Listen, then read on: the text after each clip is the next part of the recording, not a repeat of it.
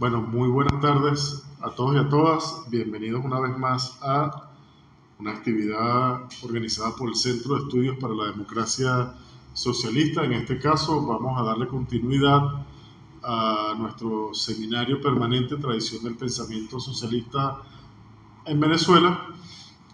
Hoy vamos a contar con la presencia, con la participación de Manfred Gehrig.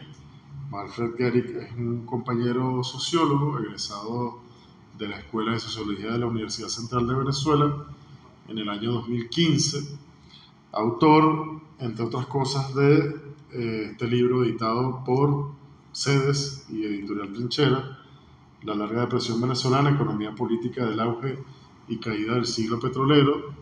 Tienen hasta el domingo para adquirirlo en la Filben y con un poco más de comodidad pueden escribirnos a nuestras redes y adquirirlo también por allí. También se puede descargar gratuitamente a través de nuestra página eh, www.cedesbe.com.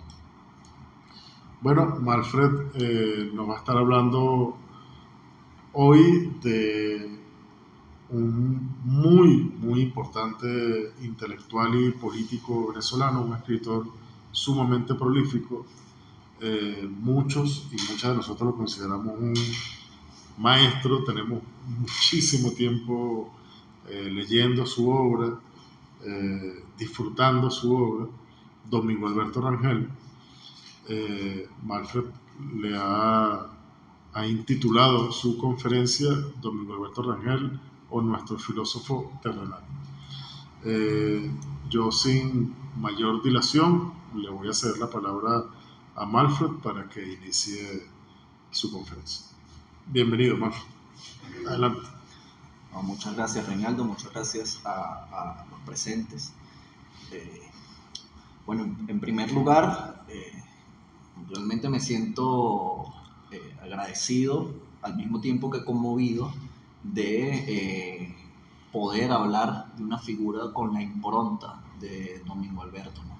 Lo que ha significado Domingo Alberto para este país en términos intelectuales, en términos políticos, pero también en términos de calidad humana, de persona, ¿no? Y eso me conmueve, ¿no? Para mi generación, obviamente la lectura que se hace de Domingo Alberto es ya otra lectura, ¿no? Mi generación se comunica con Domingo Alberto como si se comunicara con un clásico, en tanto que no tuvimos la oportunidad o ya en los últimos momentos, de disfrutar de Domingo Alberto como personaje de la vida pública venezolana del día a día, ¿no? Ya nos adentramos al conocimiento de la obra política, de la obra intelectual de Domingo Alberto, ya como un clásico. ¿Y qué quiere decir un clásico en este sentido? Quiere decir una obra, una personalidad que siempre tiene cosas que decirnos sobre el futuro, sobre el pasado y sobre el presente. En esta tarea muy personal que yo me he puesto de tratar de buscar en la tradición del pensamiento venezolano, pero más específicamente en la tradición del pensamiento sobre la economía política del país, luces para la encrucijada que estamos viviendo.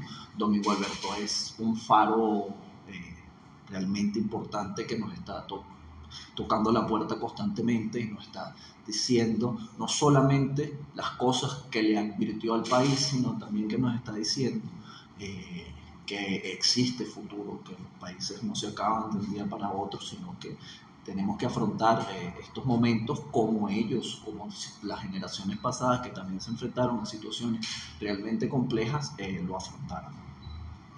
Ahora, una salvedad, ¿no? Que va con esta conferencia.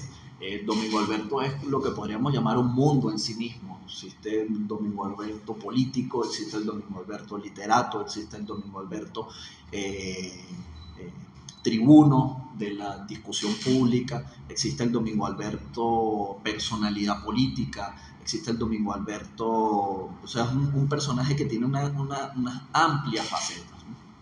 En esta conferencia, mi estrategia de abordaje de Domingo Alberto va a ser especialmente tratar de comentar a través de hitos, que son algunos de sus obras, pero también son algunos de sus temas predilectos, tratar de adentrarnos a Domingo Alberto a través de dos claves, ¿no? Domingo Alberto como sociólogo político o la sociología política de Domingo Alberto y Domingo Alberto como economista político, la economía política de Domingo Alberto.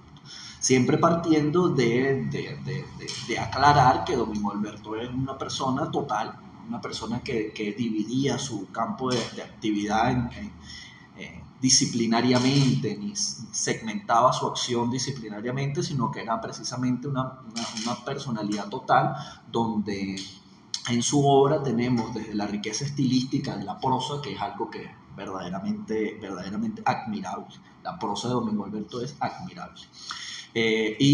Hasta la necesidad de decir y discutir de temas de cotidianidad pública, ¿no? Pero voy a tratar de en esta conferencia utilizar el tema de la sociología política y utilizar el tema de la economía política como guía para poder adentrarnos a Domingo Alberto.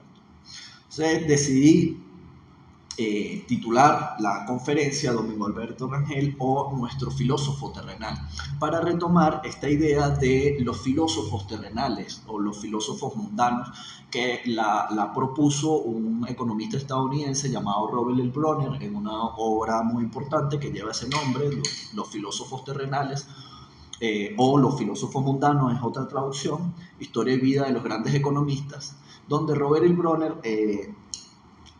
acuñaba un poco la idea de que los grandes economistas precisamente no han sido tecnicistas, aunque están bien, sino que es precisamente han sido hombres que y mujeres que se han preocupado de abordar la cuestión de la filosofía en sentido amplio, de la mejor forma de la vida, etcétera, desde el aspecto de lo material. Entonces han abordado la cuestión de lo material como una forma de adentrarse a esta cuestión de la mejor forma posible de vivir, tanto política como ética, como moralmente, etc.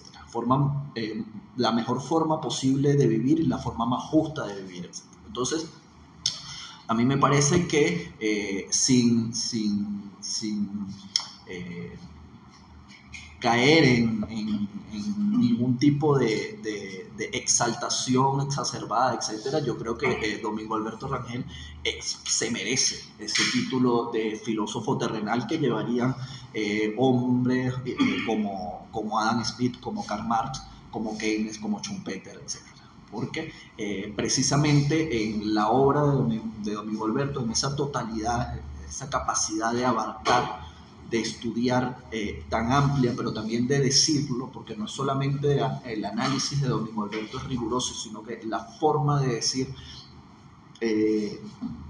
te inmiscuye en lo que está diciendo, ¿no? Creo que Domingo Alberto se gana totalmente este título de filósofo terrenal con que Robert L. Bronner bautizó a una de las grandes celebridades de la economía política, ¿no? Entonces, me parece que retomar la idea de Domingo Alberto Rangel como una persona omniabarcante, como una persona que estaba más allá de la disciplinización académica simplista, que era capaz de decir con una gran rigurosidad en distintos campos del conocimiento y estaba más allá de lo que Manuel Wallerstein llamaba la geocultura liberal, que es esta cárcel autoimpuesta de las ciencias sociales según la cual solamente se puede ser bueno en una cosa. Como decía, una vez decía un amigo mío en Venezuela, no solamente se puede ser bueno en una cosa, si eres bueno en dos, no eres bueno en ninguna. Entonces, eso es como que ya Domingo Alberto Rangel era sospechoso por ese hecho. Una persona que era un excelente académico, que era riguroso político, pero no solamente que era un excelente académico, sino que abordaba la academia con una amplitud de miras pocas veces vistas. Entonces, Quería empezar como ese primerito que quería comentar sobre Domingo Alberto es la lectura que hace Domingo Alberto en Los Andinos del Poder, pero también en el primer tomo de Capital y Desarrollo, pero voy a centrarme un poco en Los Andinos del Poder, de la sociología política de la crisis que hace Domingo Alberto de la sociedad eh, que nace a partir de 1902 y por qué se produce esa crisis. O sea, en Venezuela generalmente parece que la historiografía convencional, la historiografía política, esta cuestión que está muy ceñida en que la historia de las sociedades son la historia de los grandes hombres y los procesos sociales se periodizan cuando cae un gobierno, entra otro y tal. No hay una lectura rigurosa, llena de perspectiva analítica, con una riqueza narrativa importante de los entramados estructurales que llevan a comportamientos agenciales, y esto es lo que nos otorga especialmente Domingo Alberto en este texto, ¿no? Es un texto que tiene una riqueza narrativa bastante impresionante, pero Domingo Alberto ahí nos dice, están básicamente su tesis de vida, ¿no? Había una sociedad dinámica. Esa sociedad dinámica estaba ubicada en lo que él denomina el circuito mercantil andino-zuliano. Básicamente era una sociedad que tenía una vía de desarrollo orientada por la demanda del mercado mundial de una materia prima, que en este caso era el maíz. Las casas andinas eh, invertían en la siembra del maíz y en la siembra del maíz, del café, perdón, y eran el gran lubricante de este circuito mercantil, porque invertían por el lado en el principio para fomentar la producción de café, etcétera, pero también lo comercializaban hacia Europa, etcétera. Eh, este café que se sembraba en los Andes, pero no eran casi en todos los Andes, sino que empezó en distintas zonas de los Andes, por ejemplo, Rubio, después Santa Ana y tal, se fue expandiendo a medida que la demanda de café mundial fue aumentando, etc. Sí, pero aquí lo importante de la tesis de Domingo Alberto Rangel es que por qué esta sociedad, este circuito mercantil andino-zuliano se separaba del resto del país, porque este era dinámico, es decir, y eso lo llevan a Domingo Alberto a hacerse unas preguntas de sociología política, y ahorita voy a ir sobre ese punto. En cambio, cuando el resto del país no era dinámico, en este circuito mercantil andino-zuliano existía la posibilidad para echar a andar la acumulación de capital. En cambio, en el resto del país lo que prevalecía era básicamente una economía de subsistencia que no tenía posibilidades de lanzar la acumulación de capital. Entonces, por ende, teníamos a una sociedad que tendía a ser progresista por un lado, y teníamos a una gran parte del país, un país inconexo, etcétera, que tendría a ser estancado por el otro. Eso ya nos lleva a un punto importante. Sí. Para Domingo Alberto, obviamente, estas tendencias progresistas en el sentido de que eran dinámicas, en el sentido de que se movían, etcétera, en el sentido de que estaban interconectadas con el mercado mundial profundamente, etcétera, que respondían a los estímulos del mercado mundial, tenían la obligación de expandirse, etcétera, etcétera.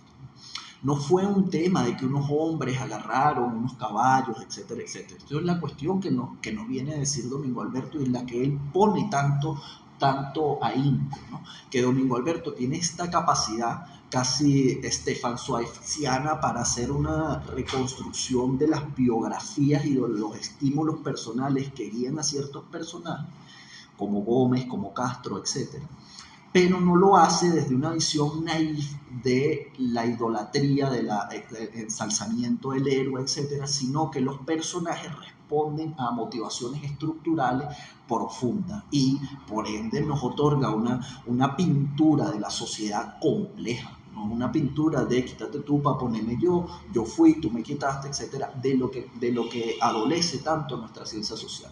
Entonces, ya partiendo de ese hecho, eh, lo que otorga la interpretación, la sociología política que otorga Domingo Alberto sobre esto se diferencia en grado superlativo sobre las interpretaciones al uso de la historiografía venezolana, etc. Pero también Domingo Alberto va mucho más allá, y Domingo Alberto se hace, desde el retrato que él hace de su reconstrucción, se hace preguntas interpretativas, que muchas veces son fácticas y muchas veces son contrafácticas. Por ejemplo, en la sociología política que aparece en Los andinos en el poder, hay una pregunta esencial, que es, Domingo Alberto se pregunta, ¿por qué si esta sociedad era un polo dinámico, etcétera, tenía tales características, etcétera, no produjo un proceso de industrialización, no produjo un proceso donde de lo que llamaríamos desarrollo capitalista al estilo Robert Brenner, que es la separación de los productores de los medios de producción? Entonces, para responder a esta pregunta, Domingo Alberto baja en el nivel de análisis. Cuando digo baja en el nivel de análisis, no me refiero a que baja en la calidad de su análisis, sino en donde él se está moviendo es preguntándose por la composición de este circuito mercantil andino zuliano. Y para dar respuesta a esta pregunta que está a ese nivel, baja a ver cómo se compone la familia andina. Y Domingo Alberto, después de hacer un análisis exhaustivo de los motivos de la familia andina, etcétera, llega a la conclusión de que la gran respuesta a esa pregunta, a por qué no se produce una acumulación de capital pese a que hay nichos de innovación, pese a que la conexión con el mercado mundial lo permitiría, etcétera, la respuesta que se da a Domingo Alberto es precisamente que existe una sociedad patriarcal con características andinas, etcétera, que no liberaliza la fuerza de trabajo. Y al no liberalizar la fuerza de trabajo, prácticamente la única opción de suplir la fuerza de trabajo bastante escasa de la región es precisamente con la migración bien barinesa, llanera, pero también con la migración colombiana, ¿no? Y eso forma una sociedad bastante compleja, que es una sociedad, que estamos hablando de la sociedad andina, etcétera, que está conformada por migración, pero también está conformada por una relación con Colombia y una relación con lo que traían las casas alemanas, las ideas que traían las casas alemanas. Entonces las ideas que traían las casas alemanas, que eran las ideas del el capitalismo de la Belle Époque de finales del siglo XIX, ¿no? Que también eran las ideas de la época donde el socialismo, no en el sentido ya el marxismo ortodoxo del siglo XX, sino los distintos socialismos en lucha de finales del siglo XIX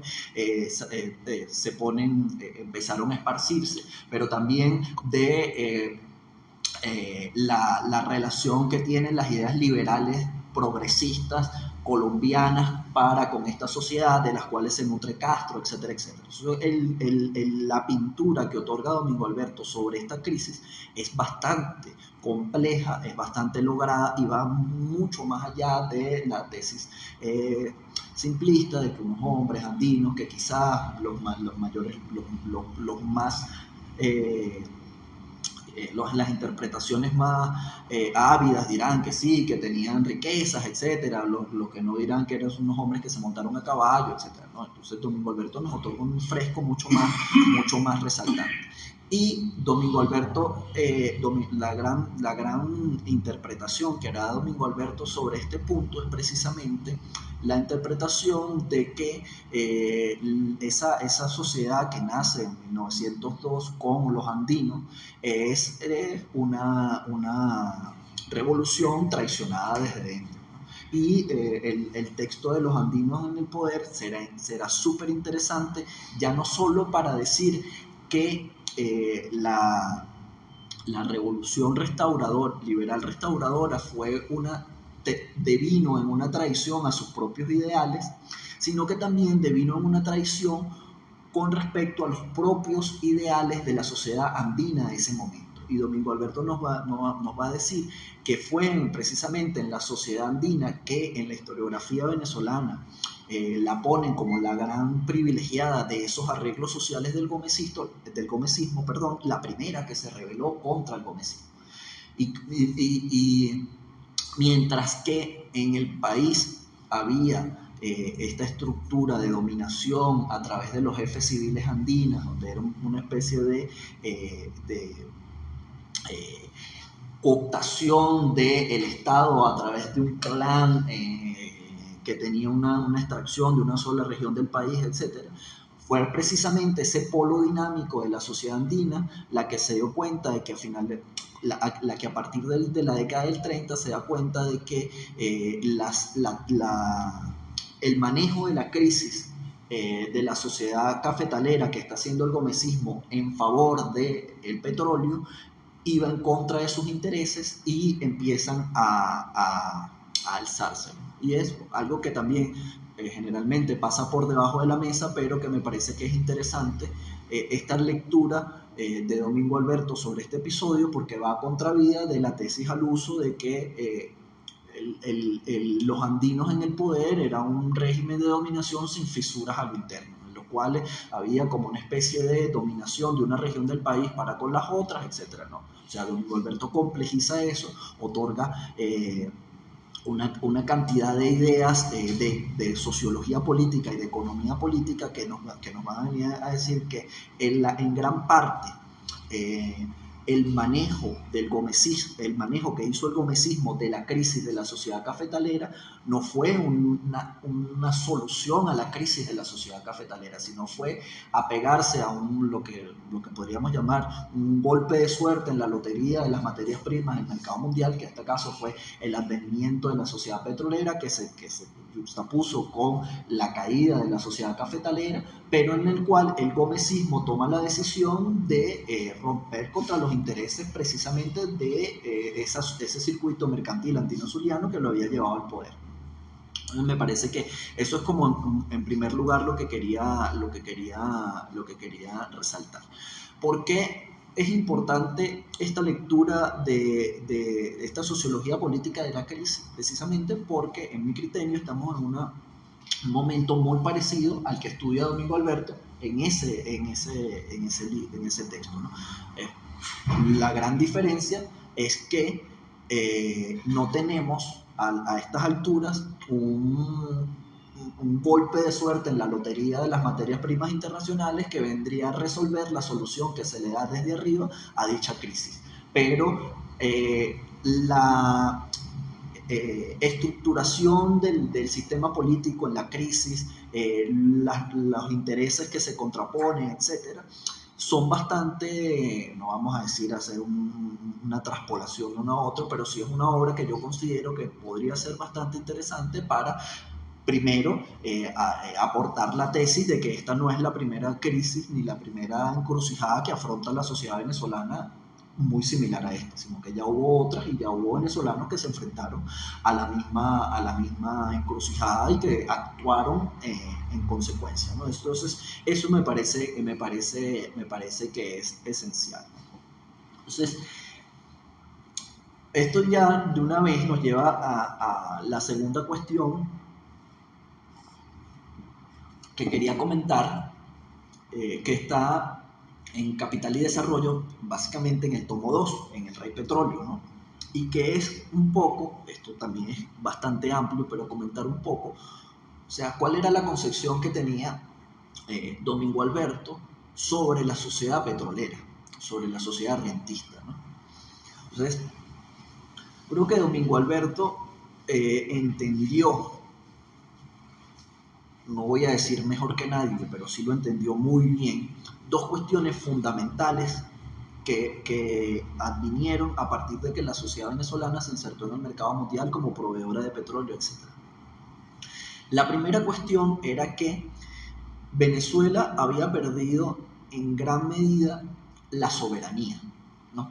Pero no en el hecho simplista de que, bueno, nos dominan y ya no somos soberanos y tal y tal y tal, sino más bien en la onda de Domingo Alberto de entender el tema de la soberanía muy bien leído de la principal que se estaba produciendo en el mundo en teoría de relaciones internacionales, en el marxismo, etcétera, de que la cuestión de la soberanía en el sistema interestatal era una relación de fuerza, una relación de poder, que estaba muy ligada a las capacidades que cada país desarrollase para desarrollar su economía nacional, para desarrollar la acumulación de capital a lo interno de sus fronteras, etc. Y que lo que él expone un poco en la tesis de El Rey Petróleo es que es una sociedad, el petróleo, insertarse en el mercado mundial a través del petróleo, generaba que el polo dinámico de ese ciclo de acumulación de capital no estuviese a lo interno de nuestras fronteras nacionales.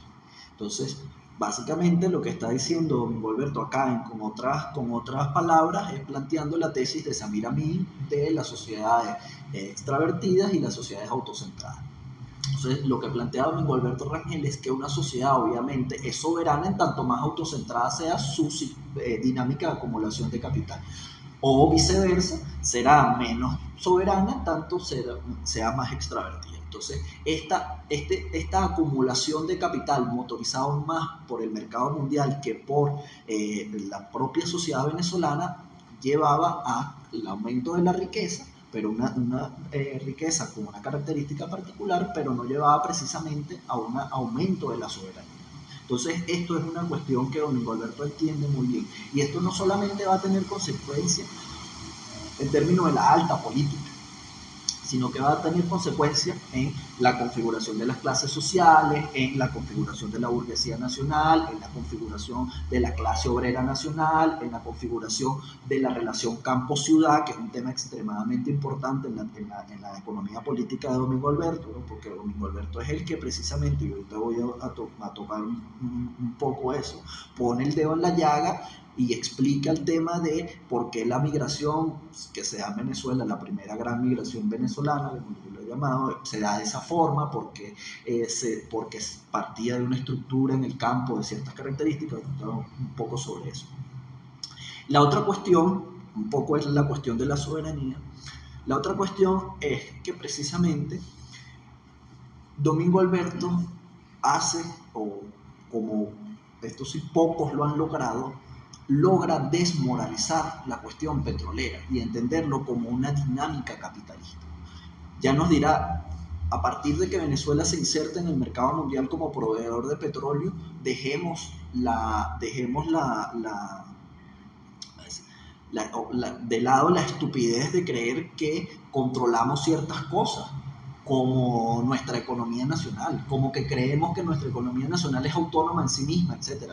Siempre, lo dirá aquí en El Rey Petróleo, siempre para estudiar o analizar la dinámica de la economía venezolana, llegado el momento tendremos que ver cuál es la dinámica de la economía mundial y cuál es la dinámica del mercado petrolero mundial, porque eso determinará cuáles son los comportamientos que tenga la sociedad venezolana. Pero va mucho más allá y se adentra en el tema de la metabolización de la riqueza petrolera, ¿no? Entonces, para Domingo Alberto, no es que el destino de la renta pudo ser siempre el mismo, que es algo importante, ¿no? Para Domingo Alberto, el destino de la renta es lo que pudimos hacer con la renta. ¿Por qué?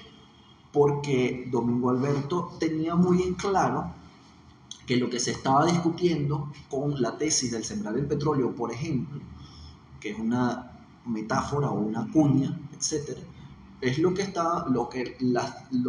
ciertos economistas ya habían teorizado para ciertos países, como por ejemplo Suecia, un país en el que Domingo Alberto menciona muchas veces, que es como el gran ejemplo de el que Venezuela podría pegarse para industrializarse, que es este tema de aprovechar una mercancía de exportación, incrementar el valor agregado en otras mercancías de exportación primaria, y pasar a la industrial, incrementar el valor agregado y ir construyendo al pasar del tiempo una economía mucho más equilibrada en ese sentido y que genere mucho más valor agregado y no dependa tanto de una materia prima que se comercializa en el mercado mundial. Entonces, Domingo Alberto, por ejemplo, dirá la cuestión de la sobrevaluación del bolívar. Dirá Domingo Alberto, posibilitó e imposibilitó. nosotros no tendríamos el país que tenemos en términos de infraestructura física en las ciudades, sobre todo, no tendríamos la capacidad industrial instalada en bienes de capital, etcétera, que tuvimos 80, 90, hasta el 2000, la década del 2000, vamos a decir, de tecnología de punta, etcétera, si no fuese sido por la sobrevaluación del bolívar. Supongo que la sobrevaluación del bolívar generó una realidad y esa realidad es la que tenemos. Entonces evita precisamente la juzga, pero no la juzga moralmente, que es algo en lo que otra vez voy con este tema.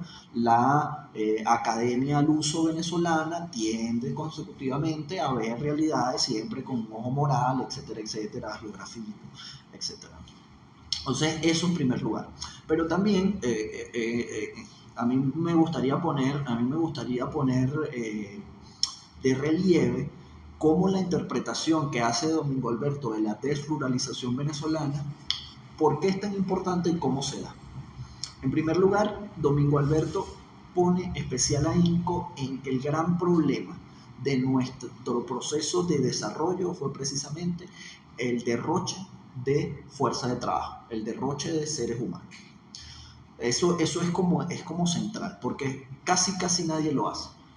O sea, siempre nos preguntamos, bueno, cuando se evalúa el tema de la sobrevaluación cambiaria, se dice, bueno, tenemos la maquinaria, podemos producir a tal precio, etcétera, pero no se evalúa qué es lo que se está dejando de aprovechar cogiendo esa vía de desarrollo. Domingo Alberto sí lo hace. Domingo Alberto lo que dice es, pasamos de una economía de subsistencia donde no existía acumulación de capital, donde los niveles de vida eran extraordinariamente bajos, pero la gente, como en toda sociedad que está pegada a la tierra, tiene el plato de comida asegurado. Un plato de comida que no es quizás los estándares que nosotros creamos, un plato de comida digno, pero lo tiene asegurado. Eso, el problema de la desruralización venezolana es que es precisamente, como yo lo llamo, una desruralización sin industrialización. Y esa desruralización sin industrialización se da primero aniquilando un polo de desarrollo importante que existía en Venezuela en la década del 30, en la década del 40, que es lo que podríamos llamarle un artesanado preindustrial, que es algo que casi nadie pone de relieve, y es algo que yo me encuentro con la importancia que Domingo Alberto le da a esto.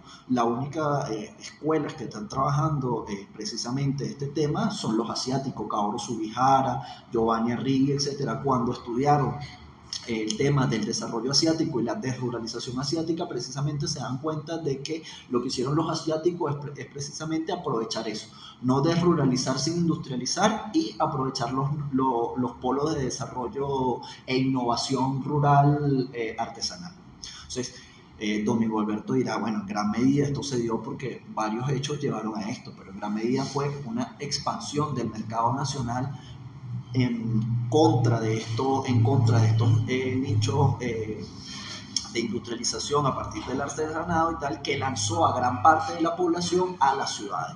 En las ciudades no encontraron, porque no había un proceso de industrialización acorde, la industrialización venía de arriba hacia abajo, etcétera, etcétera, no encontraron empleo. Eso generó un proceso de marginalización.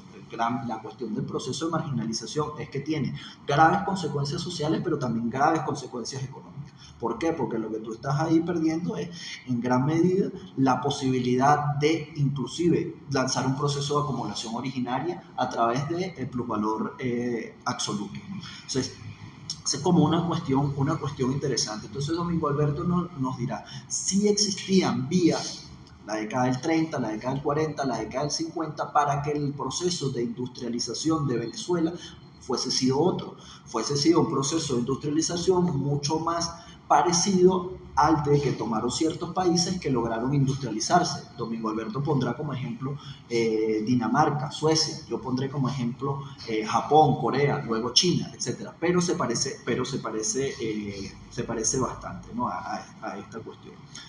Avanzado el tiempo, pasada la década del 70, esto genera toda una serie de problemas que se nos escapan de las manos porque estamos hablando de movimientos tectónicos. Entonces creemos que el voluntarismo político va a venir a resolver grandes movimientos tectónicos como un proceso de desruralización sin industrialización, un proceso de marginalización urbana, etcétera, etcétera. Lo que dice Domingo Alberto, no, esto genera unas grandes tendencias a largo plazo que no son fáciles de solucionar con el voluntarismo político, cambiando un presidente poniendo a otro, cambiando un partido político poniendo a otro. Si nosotros no nos enseriamos como sociedad y vemos cuáles son las grandes tendencias histórico-estructurales en las que están detrás de las luchas de intereses políticos, etcétera, etcétera, lo que la política siempre va a ser pequeña política, así seamos. Y entonces también dice Domingo Alberto, uno de los grandes signos de que nuestra política pierde vamos a decir, ese ancla estructural, es que precisamente es muy dicharachera, es muy apasionada, etcétera, etcétera, pero no es apasionada en tanto, está movida por grandes intereses estructurales, etcétera, sino que más bien es porque se enclaustra en sí mismo, como una suerte de política sin vida. Entonces, esto nos lleva como ya al gran tema de, para avanzar un poco, ¿no? El gran tema de la concepción que tenía Domingo Alberto sobre la burguesía venezolana, que también es un tema bastante interesante. Generalmente, puede que la mayoría no estén de acuerdo con lo que voy a decir, ¿no? Yo creo que La oligarquía del dinero es un libro muy conocido, pero muy poco leído. ¿Qué me lleva a esta afirmación? El hecho de que se crea que Domingo Alberto ahí hace una crítica mordaz y definitiva a la burguesía venezolana. Y yo digo, sí, yo creo que Domingo Alberto ahí hace una crítica mordaz y definitiva a la burguesía venezolana, pero también le hace una alabanza que no se le hace a la burguesía venezolana, que no se le hace desde la izquierda ni de la derecha. ¿Por qué? Porque esto es otra de las características que tenía Domingo Alberto, rigurosidad y justicia. Y era un pensador dialéctico, en el sentido de que Domingo Alberto no tenía que satanizar a una clase social, no tenía que satanizar a un proceso, no tenía que satanizar a un comportamiento político, etcétera, para reconocer que los grandes procesos humanos son procesos complejos, que tienen su lado A y su lado B. Entonces, en la oligarquía del dinero están dos grandes tesis principales, ¿no? La tesis de por qué el desarrollo de la burguesía, una explicación de origen y dinámica de por qué la burguesía venezolana devino la burguesía que es, ¿no? Y en eso hay como grandes cuestiones. Primero, una burguesía que nace en un país que sabemos no tiene nichos dinámicos de acumulación, sino que es un país estancado. A ese país estancado entra un nicho dinámico que es el petróleo, al cual la burguesía no puede entrar. La burguesía tiene que ver cómo pasa de ser una oligarquía terrateniente a acumular capital. O sea, básicamente el gran problema para la burguesía es que el mundo estancado de finales del siglo XIX, 1910, 1920, cambia en un chasquido de dedos y ellos no están preparados para eso, ¿no? Está la cuestión que podríamos leer con Joseph Schumpeter del intercambio político. La burguesía siempre necesita un estamento social, que en Venezuela muchas veces son los militares, no siempre, para poder dominar, etc. Pero lo que explica Domingo Alberto acá es cuáles fueron las decisiones de la burguesía y dónde se daban. La decisión de la burguesía era, pero ¿qué tenemos? Tenemos tierras. Entonces lo que vamos a empezar a hacer es capitalizar esas tierras absorbiendo la acumulación de capital, absorbiendo el capital que se ha acumulado de la dinámica de la renta petrolera. Entonces, Domingo Alberto explica muy bien cómo esta burguesía terrateniente pasa a ser financiera y de ser financiera, porque tanto financiera en tanto que necesita una estructura financiera para poder mercantilizar esta propiedad de la tierra y a través de la mercantilización de la propiedad de la tierra absorber riqueza y plusvalor. Pero después no solo se queda allí, sino que se vuelve mercantil. ¿Por qué se vuelve mercantil? Porque entiende que precisamente este proceso de dinámica de acumulación y de desarrollo capitalista orientada al mercado exterior y tal, permitía o iba a permitir un consumo de masa superfluo en los cuales estaba mucho más fácil acumular capital, o era mucho más fácil acumular capital que si se hacía por el método clásico que nosotros conocemos como el Fordismo: generar empleos, dar ingresos altos de calidad, que esa gente genere consumo, porque eso llevaba a altos niveles de inversión que ellos no tenían la capacidad de hacer, pero que siempre, en tanto que el Estado era propietario y rentista y era el que absorbía el plusvalor del mercado mundial, el Estado es el que debía hacerlo. Entonces, se constituye esta cuestión de la burguesía nacional subalterna. ¿Qué es esto? Y aquí a mí me parece interesante esta idea por muchas cosas, pero hoy puedo mencionar dos. Primero, porque es una idea que rompe con la idea del nacionalismo teórico metodológico, de creer que las clases sociales son dos y se mueven en un espacio que se llama un país, que tiene un sistema político, etc. Domingo Alberto no opera nunca en el nacionalismo teórico metodológico. Es decir, esta burguesía aquí domina con respecto a una clase obrera que tiene esta característica, domina con respecto a un ejército general de reserva infinito que está saliendo de esa sociedad estancada de régimen de subsistencia, pasando al consumo en masa, pero pasando al consumo en masa no a través del empleo, sino a través de la marginalización en la ciudad, viendo cómo se inserta en las ciudades de ese consumo superfluo que rápidamente genera toda sociedad petrolera o rentista, etcétera. Entonces es una burguesía quejana porque es dominante con respecto a lo interno y es capaz de otorgar en gran medida a los flujos de acumulación de capital a lo interno la fisonomía que ella quiere otorgar, en tanto que lo mercantil se impone, las importaciones se impone, la cuestión del consumo superfluo se impone, etcétera, pero que hacia el mercado mundial, donde verdaderamente importa el poder de esa burguesía, es totalmente subalterno.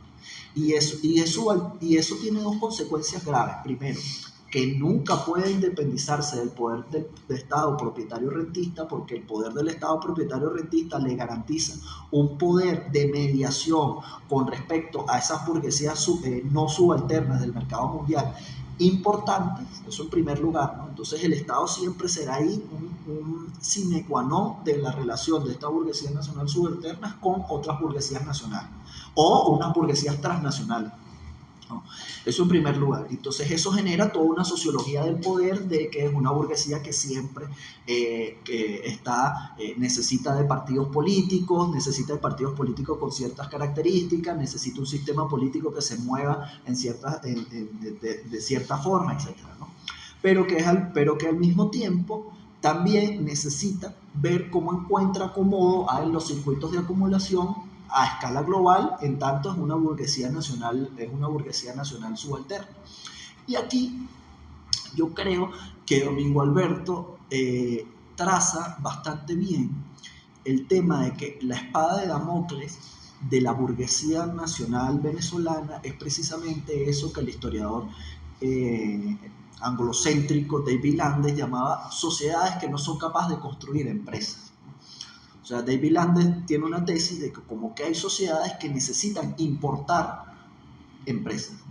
Y Domingo Alberto lee muy bien cómo esa burguesía nacional subalterna rápidamente pierde la capacidad de ser dinámica en los nichos más dinámicos, y esos nichos más dinámicos los va perdiendo contra otras burguesías, y se va enclaustrando en nichos no dinámicos que tienen que ver con la acumulación por vía comercial, de capital por vía comercial, la especulación con terrenos, etcétera. Pero, por ejemplo, la electricidad la pierde, etcétera, etcétera.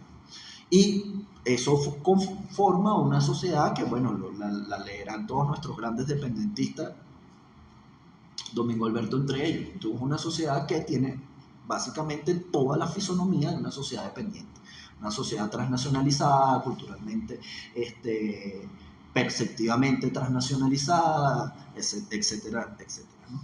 Entonces, eso yo creo que es bastante importante. Entonces, resumo aquí un poco para dejar como bastante clara la tesis, o lo más clara que pueda.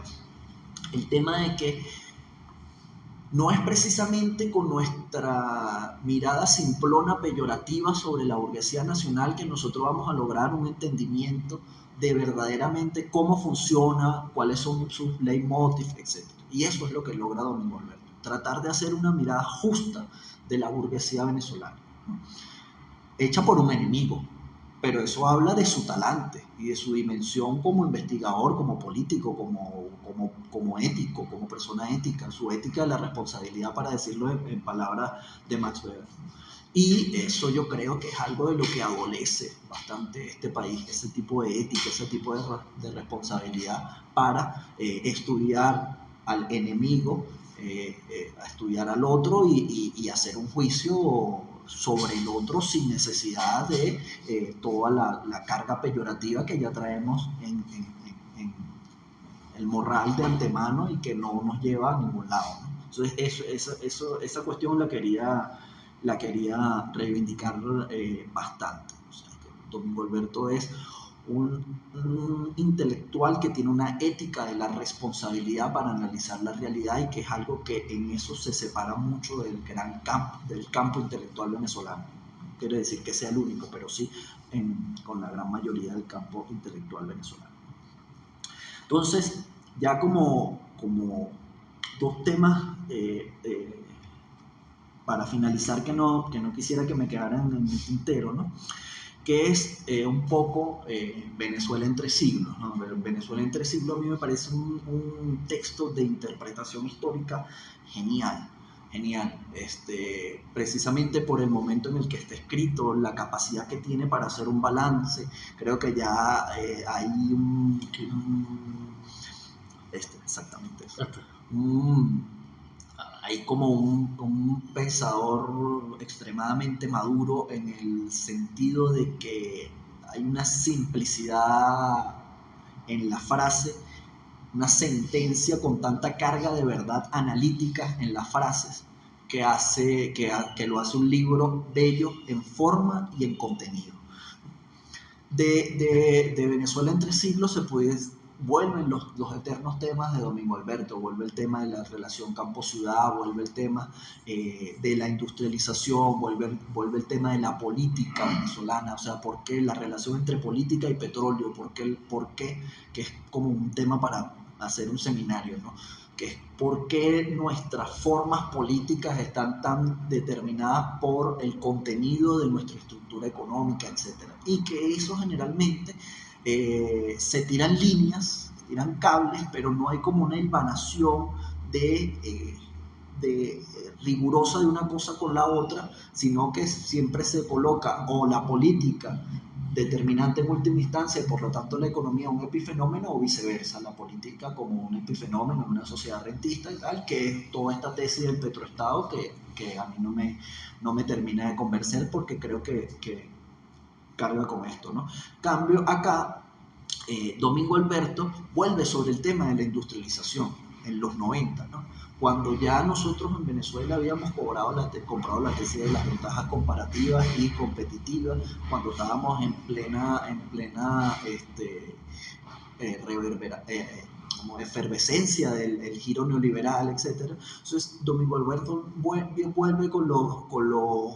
con el tema de la industrialización, pero haciendo un balance. Bueno, las encrucijadas que hemos perdido son estas. ¿Por qué las perdimos? Perdimos la encrucijada del Big Push y la tesis de la industrialización a partir de fajos de dinero. Perdimos la tesis de la oportunidad de industrializarnos como lo hicieron los asiáticos, como lo hizo Suecia. Es un proceso donde empezamos con una mercancía hacia el mercado mundial, etcétera, vamos incrementando el valor agregado.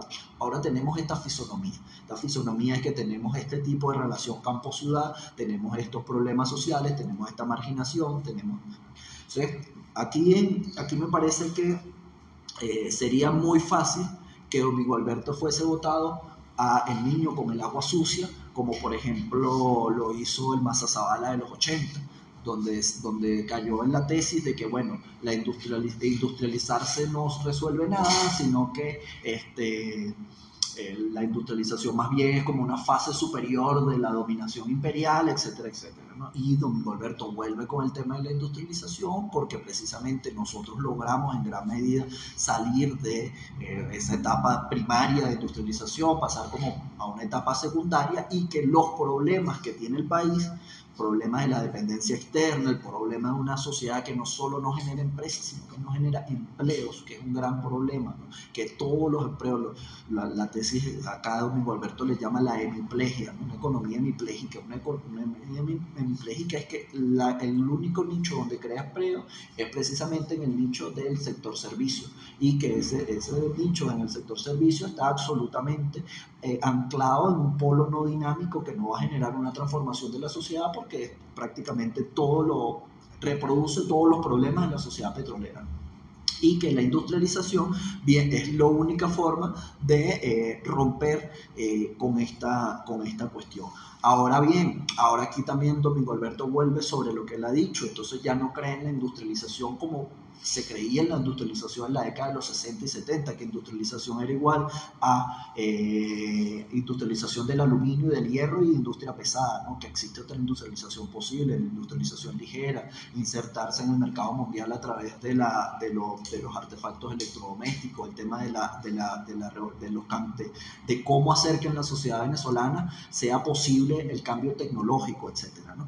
Y me parece importante porque el gran tema de Domingo Alberto en Capital y Desarrollo es precisamente el tema de que nuestra sociedad va a romper con lo pernicioso a nivel estructural del petróleo cuando deje de derrochar trabajo. O sea, esa es como la gran tesis de Domingo Alberto. O sea, el ciclo de extraversión se rompe precisamente cuando la sociedad construye una vía de desarrollo donde el factor trabajo es aprovechado y no derrochado en pro de la energía o del capital. Y entonces todos son estos temas que han estado discutiendo la nueva economía estructural, que ha estado discutiendo inclusive la economía neoclásica, volviendo sobre sus propios errores, etc. Y ya yo creo que Domingo Alberto lo tenía muy claro, que era el tema central, era volver a una sociedad autocentrada, tratar de construir que se pueda, ¿no? Desde pasos iniciales en un sentido progresivo, etcétera, una sociedad que cada vez derroche menos trabajo y que sea capaz de crear empleos de calidad. Y ahí el tema de la industrialización retorna por la puerta del frente. ¿Por qué? Porque el problema de la industrialización, Domingo Alberto no lo va a ver de la forma naif con la discusión que hubo en la década de los 70 y la década de los 80 sobre el tamaño del mercado nacional. Porque para Domingo Alberto lo va a tener muy claro. El mercado nacional no significa consumidores. El mercado nacional significa nodos de división interna y división técnica del trabajo. El mercado nacional significa innovación. El mercado nacional significa cambio tecnológico. Si nosotros, y más en una sociedad petrolera, creamos que crear consumidores es construir un mercado nacional, eso es absurdo. O sea, crear un mercado nacional significa crear empleos de calidad, que esos empleos de calidad tengan la capacidad de generar valor agregado, que sean capaces de reinvertir los excedentes que generan en la creación de nuevos medios de producción, nuevo empleo, etcétera, en un proceso que vaya creciendo como un efecto de bola de nieve. Que la mayoría de los venezolanos empiecen a insertarse en la economía, no ya tanto desde esa economía hemipléjica, el sector servicios que absorbe renta, etcétera, sino que más se vuelvan focos dinámicos de la acumulación de capital. Entonces, obviamente complejiza el tema del mercado nacional y vuelve con el tema de la industrialización precisamente como una respuesta a esta cuestión del mercado nacional y diciendo que el mercado nacional será, o la cuestión del mercado nacional se resolverá no precisamente con una intensificación de la economía orientada al mercado mundial, que en el mejor de los casos puede hacer una distribución consultiva de la renta, esto ya lo digo yo, sino que precisamente es cómo se crea un mercado nacional orgánico, con nodos de división técnica del trabajo, etc.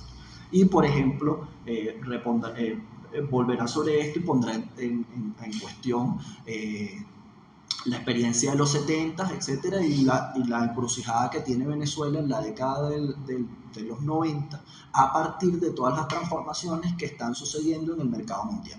Entonces ese punto también me parece resaltante, que es un pensador que está muy enterado tanto a nivel teórico, analítico, pero también de los acontecimientos que pasan en el mercado mundial. Entonces, un país que se caracteriza por lo que se dice de la afuera es, en el mejor de los casos, periodismo, y en el peor de los casos, mera vocifería diletante. Domingo Alberto también, en ese caso, es un pensador que ofrece una diferenciación en grado superlativo, ¿no?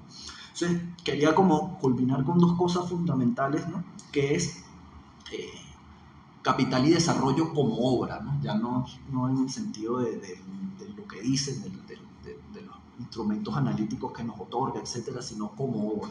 Es decir, reivindicar que en un país como Venezuela a alguien se le haya ocurrido crear un opus magnum de esta magnitud, o sea, 3 tomos que analizan una sociedad que muere, que es la sociedad agraria de finales del siglo XIX y va hasta 1970, que fue donde fue publicado, ¿no? Con la riqueza narrativa, con la capacidad analítica, con la riqueza teórica, etcétera. Verdaderamente para los jóvenes investigadores, como es mi caso, una referencia, un pensador con el cual siempre vamos a estar agradecidos, no solamente porque abre una vía analítica, abre vías interpretativas, etcétera, sino porque nos deja la señal de que en este país se pueden hacer cosas importantes, y eso siempre es importante decirlo. Y bueno, por último, quería terminar con el tema de el estatuto ético intelectual de Domingo Alberto, ¿no? Y que Domingo Alberto encarna o encarnó en grado superlativo aquella cuestión que llamaban los clásicos la parresía, el coraje para decir la verdad, y que era un intelectual honesto en tanto tenía coraje para decir la verdad. Se podía equivocar, podía estar en lo correcto, pero eso lo hacía desde una posición ética, desde un estatuto ético, con una rigurosidad ética que es digno de aplaudir. Entonces, en una sociedad que también la gente no dice lo que piensa, la gente se censura cuando no la censuran, etcétera, reivindicar de Domingo Alberto esta capacidad para decir la verdad, para decir lo que piensa el que sufre, pero también por qué sufre y cómo sufre cuando no tiene voz para decirlo. A mí me parece que es una cuestión muy digna de reivindicar. Que no solamente había un gran intelectual, sino había un intelectual porque había una gran persona, y estas dos cosas venían unidas de la mano, ¿no? Y entonces esta cuestión me parece que es interpeladora para todos nosotros. O sea, este coraje para decir la verdad es una cuestión que sin él no existe ejercicio intelectual digno, y que creo que Domingo Alberto lo desarrollaba y lo cumplía muy bien. Entonces sí creo que Domingo Alberto fue nuestro gran filósofo terrenal con una gran ejecución o puesta en práctica de la parresía, del coraje para decir la verdad.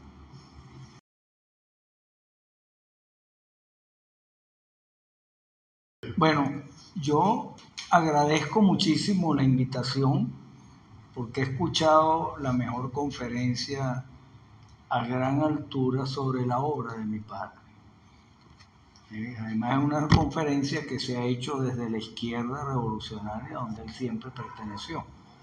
No es una yetatura, una traición ni mucho menos, tan buena que me gustaría que para esta conferencia estuviera en el centenario de Domingo Alberto, que es el año entrante.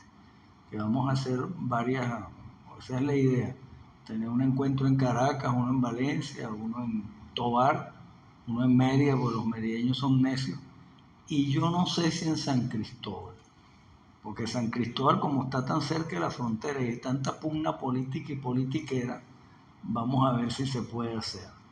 Pero es posible, total, mi mamá era de San Antonio del Táchira.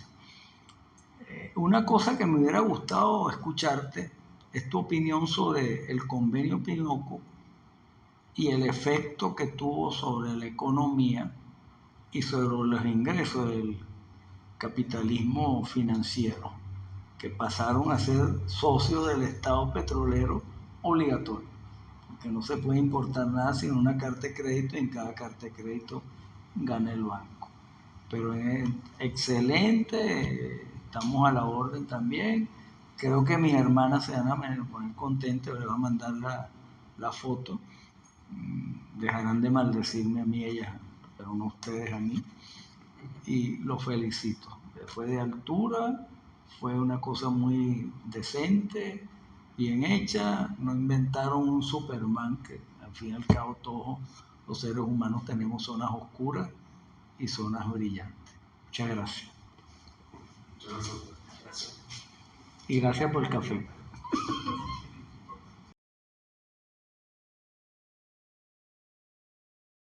En el segundo tomo de Capital y Desarrollo hay una parte del libro que se llama La crisis de la vieja sociedad, ¿no? Y es precisamente el convenio Tinoco es como un clivaje entre lo que llama acá la vieja sociedad, que es la sociedad agrícola, y la sociedad petrolera, ¿no?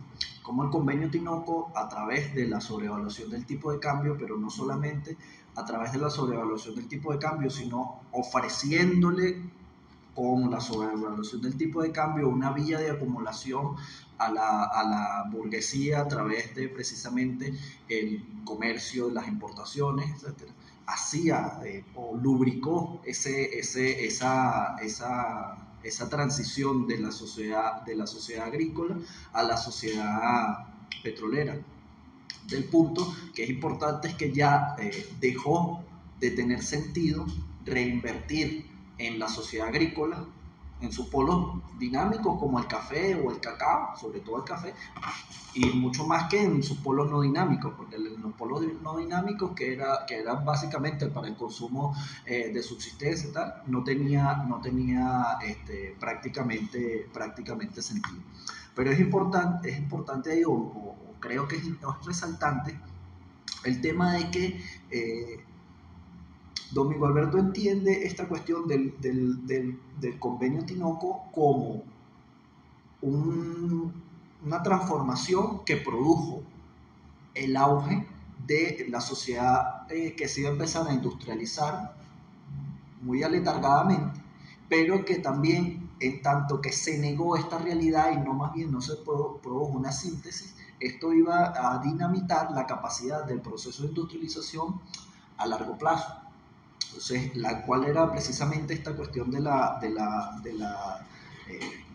que estaba ya en el ala rota desde el inicio del proceso de industrialización en Venezuela, es precisamente que el mercado nacional era fácil ampliarlo por el lado de los consumidores, como que si un proceso de desarrollo es agregar más consumidores a un entramado institucional y a una dotación de factores dada, y no más bien precisamente como esos consumidores no eran resultados sino punto de inicio, esos consumidores no estaban insertos en la economía. O sea, por ejemplo, esta economía hemipléjica del servicio, de derrochadora de trabajo, se encontraba vehiculización a través de la sobrevaluación del tipo de cambio, del convenio Tinoco, etc. Y eso tenía como correlato precisamente una sociedad que era dependiente de las importaciones cada vez más para consumo de mercancías, de alimentos, etc. No solo ya de industrialización de masa, de mercancías de consumo diario, etc. Y también tenía otro componente que es bastante interesante y que Domingo Alberto lo resaltó. Quería finalizar con eso, que es que en el campo se produjo una escasez de fuerza de trabajo importante, y esa escasez de fuerza de trabajo importante fue suplida por trabajo migrante, expresamente fuerza de trabajo colombiana, ¿no? Y que eso se dio en esa época. Hubo primero una migración colombiana al campo venezolano que una migración colombiana a las ciudades colombianas, y que la migración colombiana al campo venezolano era la respuesta que tenía la vieja sociedad agrícola en crisis de escasez de fuerza de trabajo, un padecimiento que todavía tiene el campo venezolano, a la gran migración la sociedad rural venezolana hacia la sociedad, hacia la ciudad que se iba a convertir en esta sociedad hemipléjica. Y eso es algo que generalmente no se resalta, ¿no? Que esas dos migraciones eh, sucedieron como al mismo tiempo, ¿sí? Entonces, sí creo que es una cuestión importante, porque ya que es como lo que podríamos llamar como el lenguaje de los regulacionistas, ¿no? Un régimen, el convenio Tinoco otorgó un régimen de acumulación, como el entramado institucional para que la acumulación de capital por las vías de la burguesía mercantil, la burguesía, lo que hablábamos de la burguesía subalterna, etcétera, se pudiese dar.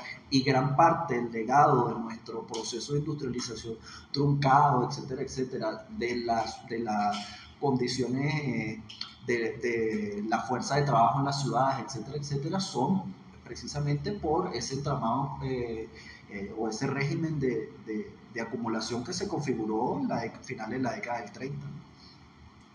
Bien. Ahora sí, gracias de nuevo, Manfred. Gracias. Muchísimas gracias por acompañarnos. Nos vemos en la próxima.